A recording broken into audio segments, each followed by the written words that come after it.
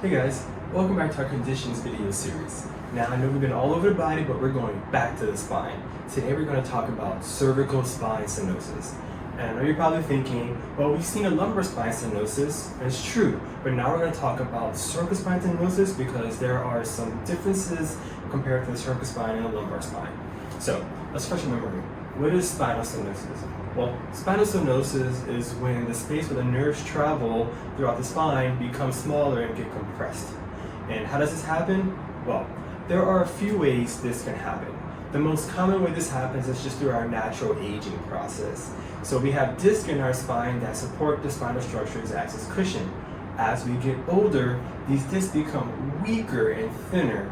To compensate for that, the spinal bones themselves become hardier, bigger, and stronger, and may also form spurs. Because of the change in their size and shape, they may compress the spaces where the nerves travel and cause pain where those nerves travel. Our other way this happens is through injury. And typically, injuries just accelerate the natural aging process. They lead to an early onset spinal stenosis. And lastly, it can be from ligament growth or ligament changes.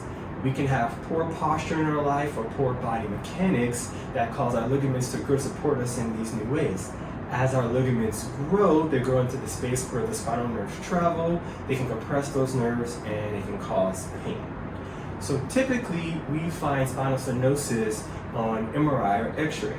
But there are certain symptoms that a patient may have that will lead to conclude that they do have spinal stenosis.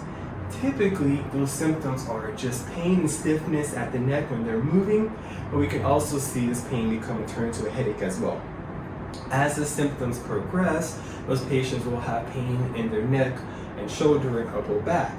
And of course, when the symptom becomes severe, the prognosis becomes severe, the patient will have weakness or loss of function in their arms and their fingers. So, if you or someone you love has any of these symptoms, and it has stenosis, I want you to stay tuned. In this series of videos, we're going to talk to you about how we diagnose it in our office, how we treat it in our office, and what you do help yourself.